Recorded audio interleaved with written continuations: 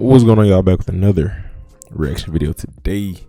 Got one from Thinking Football. This one is how Justin Jefferson is just destroying defense. They got another one on the Chiefs that I want to see too. But it should be an interesting one. Pretty much just honing in on Justin Jefferson, how he's been dominating this year. Him and Tyreek Hill, I think, are on pace for 2K yards. We'll see if that happens, but I think both of them have a pretty good trajectories right now. So we're gonna go ahead and check this out. Defensive backs beware, for even if you get two hands on the ball, it still might be his. That's a nice angle of that catch. That's my first time seeing this angle. Backs beware, for even if you get two hands on the ball, it still might be his. Wow. Fresh off an all-time performance in which he basically willed his team to victory with incredible catch after incredible catch, the Gritty Master is now on pace for 2,000 receiving yards and a third All-Pro selection in just 3 years.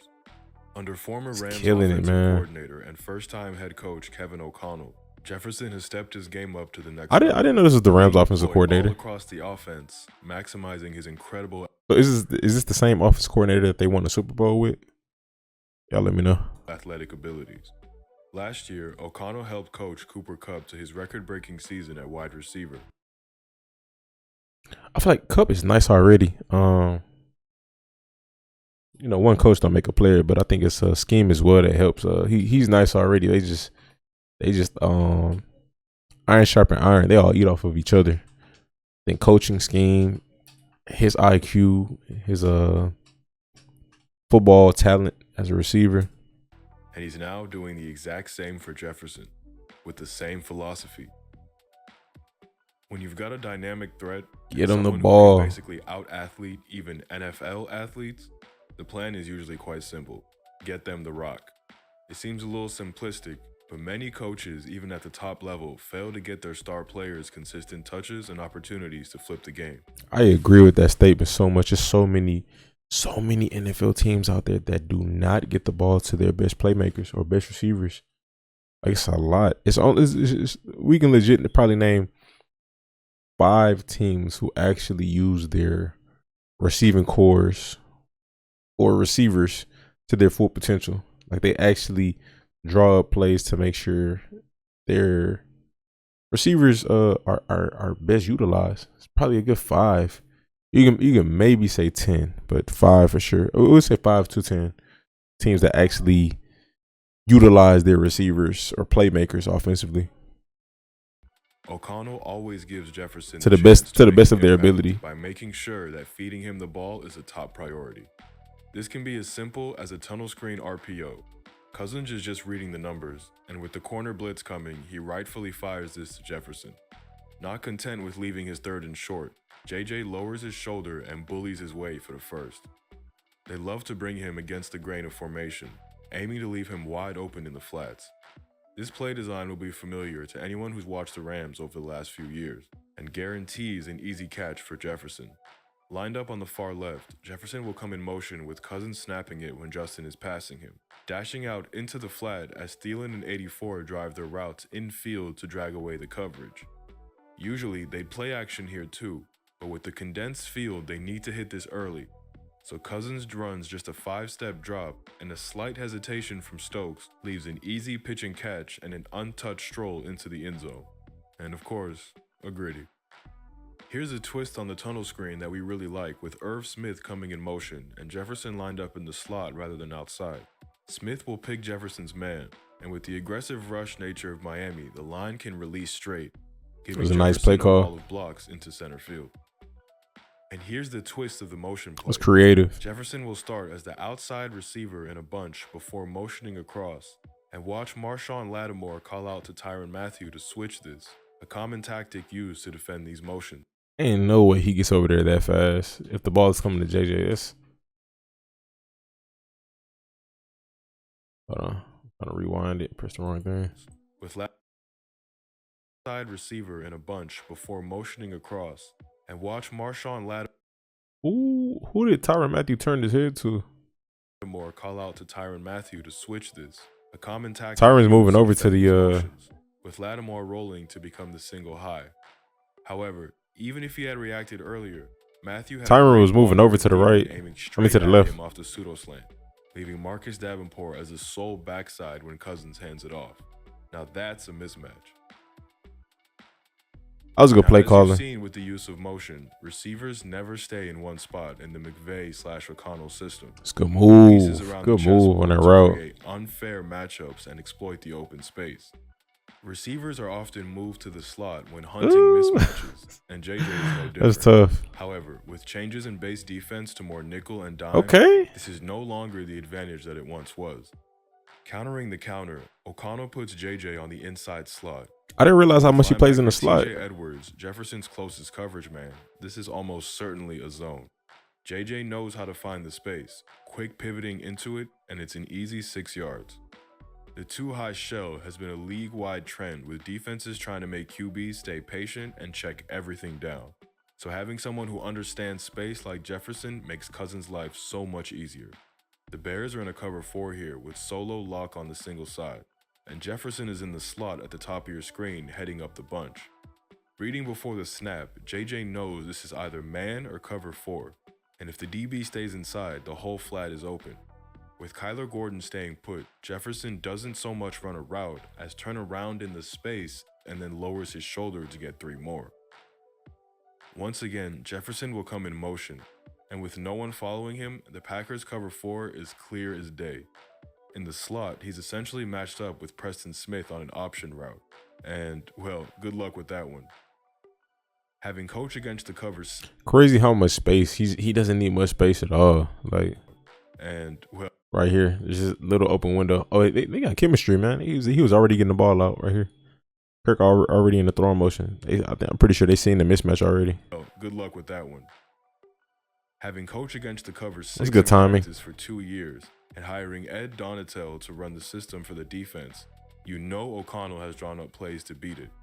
Pausing after the snap, look at how the Packers have the far side essentially split into a box coverage, with each defender assigned a quarter. Jefferson will first come in motion from bunch to form the stack, and with only the backers shifting, Cousins knows they just flipped the zone, and this is on. Cook will fly to the flat, not allowing Quay Walker to get depth and disrupt. Irv Smith will run hard at Eric Stokes, trying to bully him at the breakpoint, forcing the coverage, and Jefferson will angle inside, setting up Amos with the shimmy to guarantee outside leverage before breaking on his favored corner into the wide space. It's a phenomenal catch, but he only gets one toe in. Moving Jefferson to the inside also enables him to have more space to attack the defense vertically and stretch the field. Good pass by Kirk. Oh my gosh. Also enables him to have more space Ooh, right before he got hit too. to attack the defense vertically and stretch the field. And here, by moving him to the inside slot, they can still create acres of space despite the slow designed stutter release pig play. Great job by Thielen to immediately burst out of the shimmy to signal he's not blocking, and Jefferson's Jets get him multiple yards of separation into the space and up the sideline. Again, the slot gets him a favorable matchup against safety Isaiah Simmons, and they'll even shade the free safety over the top of Jefferson, yet he loses them both with just 10 steps. The threat of this fantastic corner route has both defenders drifting to cover it, and a hard cutback to the post leaves him wide open. And much like he did with Kupp, O'Connell has also moved Justin Jefferson into the backfield, again with the aim of exploiting mismatches in space. Here, he motions to make it a split backs formation, practically guaranteeing the matchup with linebacker Pete Warner. It's an option route out of the backfield, but Jefferson wastes no time stuttering and slowing his momentum, speed cutting to the boundary space for another easy completion. And here, the alignment really scrambles the Bears as they struggle to get lined up in the correct Dalvin position. lined up at receiver. Dalvin cooked on Mark for a second. They scramble to match up, and a quick shot to the flat has Jefferson outflanking the chaos. Outstanding job to get this over the pylon too. The stutter by Dalvin wasn't bad either. Space and zone and moving around the offense to he collect burnt extra him. touches. We've not talked about perhaps Jefferson's best position as a true X receiver. Giving him one-on-one on the outside is honestly asking for trouble. He slows the release before jumping as if he's going to split release, only to stab his left foot into the turf and gallop north. He only needs a step, and Cousins drops in a beauty for 6. Too easy. He runs the corner to near perfection, but his dig route might be even better. Watch him cross Eric Stokes up here with a hard jab outside to sell the boundary, crossing his face and dipping and ripping with his right arm, not allowing Stokes to grab and slow his momentum. He makes sure to push his stem hard vertical to sell the deep ball before cutting 90 to the open spot. Right into Stokes tried to grab for him, he just couldn't. You can see DBs waiting on these routes on film. And when Kyler Gordon here drops to cut that corner ready for Jefferson to break on the dig, the Vikings call a deep out, and Jefferson has no problem directing his cut the other way, again leaving him wide open. His ability to carve his way open and know how to read defenses makes him a special player. But what really elevates him to superstar status is even if the route gets smothered, and even if the defense is perfect, he's still open. Good catch. Gets smothered. But what really elevates him to superstar status is even if the route gets smothered, and even if the defense is perfect, he's still open. Here, against the Commanders, Jefferson is lined up in man against St. Just in the red zone, and is going to try to run a corner and beat him to the back pylon. 25 does a great job to never give up the outside contain, riding Jefferson's hip throughout the route and marking him as tight as possible without giving him a hug.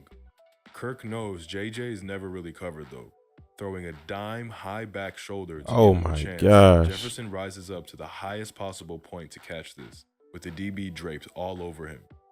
No matter how tight the coverage, Jefferson knows how to secure. I can't remember who was. I think it was before this game. St. Just had a good game against. It was against somebody. I can't remember, but man, Justin Jefferson is just different, man. Back to the slot this time for AJ. JJ different. And again, the outside contain gets shut off on this corner route, but Cousins trusts his boy on 3rd and long. He does his best to sell that inside route, but Antonio Hamilton never bites, staying on Jefferson's outside hip the whole way. Kirk misses the open cook, but anything close and it's Jefferson's ball, as he rips it out of the sky to move the chains. Hey, that's a grown man's catch. He been making a lot of those recently too. The catch that's a contested catch has been crazy. Lined up in the slot, it's 4th and 18 with only 2 minutes on the clock and down by 4. This is the equivalent of a Hail Mary. And who else do you go to when you need someone to step up? Running a deep corner from the slot, Jefferson is going to try to attack the space in the deep dropping zone, with Thielen running a deep spot to try to drag down help. The route combo works, but this is 4th and 18, so it's always going to be contested. And Cousins sails this too high, resulting in Bills DB Cam Lewis getting 2 hands on the ball, seemingly that is crazy, and ending the game. But no, in a ludicrous turn of events, Justin Jefferson. Who got that sideline shot? I'm trying to see. Somebody over here. In the game, but no.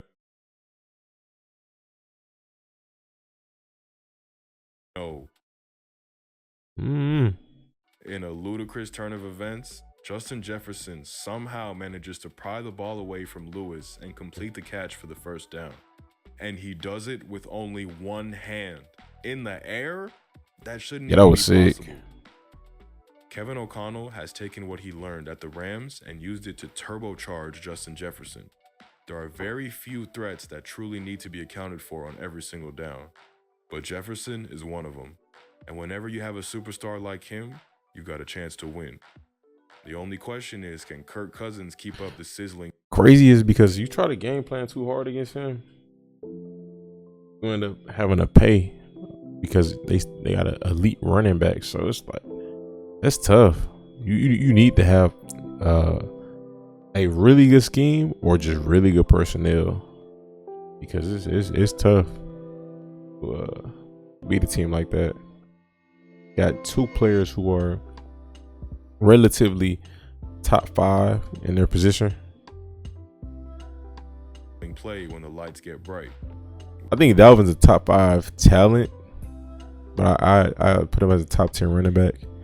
But JJ for sure top 5 receiver. And you could argue he's number 1, but he's for sure top 5. We shall see. Oh, that's it. Okay. Watching. Well, we ended there. Y'all let me know your thoughts, man. I appreciate y'all. Hit the like button for me. Subscribe. Stay tuned. Stay blessed.